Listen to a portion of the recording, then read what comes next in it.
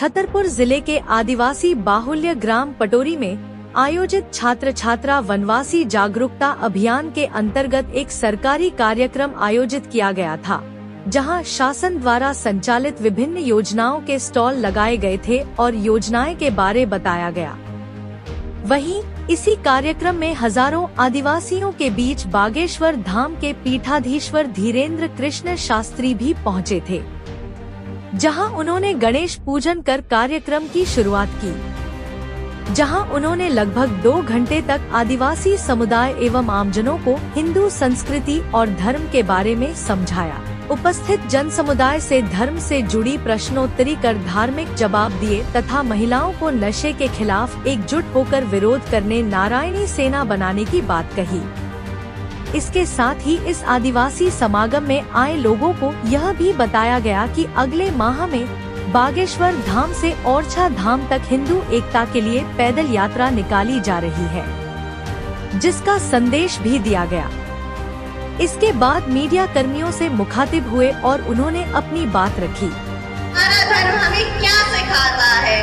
वाह, बहुत सुंदर प्रश्न है। ताली बजा बिटिया के लिए। हम पटोरी गांव आए हैं, छतरपुर जिले के विजार विधानसभा के अंतर्गत किशनगढ़ क्षेत्र का एक ऐसा स्थान है जहां पूर्ण रूप से साधन संसाधन नहीं पहुंच पाते हैं, क्योंकि पहाड़ है, दुर्गम रास्ता भी है। इसी बीच में अनेक गांव हैं। आदिवासी समाज के लोग यहाँ रहते हैं और उसमें ये गांव तो बहुत अच्छे तरीके से यहाँ पहुँचा जा सकता है। जहाँ हम बैठे पटोरी गांव मध्य प्रदेश का एक ऐसा गांव है कि आज़ादी के 1947 से आज तक जो हमको यहाँ के विधायक जी ने बताया, एक भी FIR थाने में दर्ज नहीं है। क्राइमलेस गांव है। उस गांव में समस्त लोग, सबसे बड़ी बात कि केवल आदिवासी समाज के लोग रहते हैं, पर एक भी क्राइम नहीं है।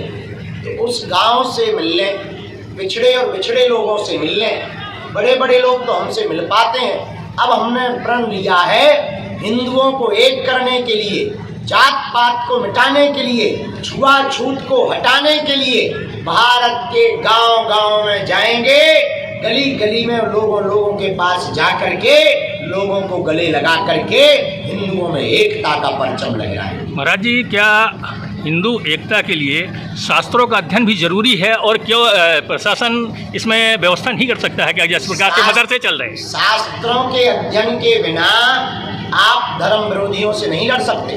हमसे कोई पूछे कि आपके लिए लड़ने का बढ़िया हथियार क्या है, तो हम तो कहेंगे शिक्षा ही वो हथियार है जिससे बड़े बड़े दुश्मनों से लड़ा जा सकता है। जैसे मदरसे चल रहे हैं, का अध्ययन बहुत जरूरी है। मदरसे चल रहे हैं, इसी प्रकार से हिंदुओं के लिए क्या संस्थान नहीं बनाए जा सकते?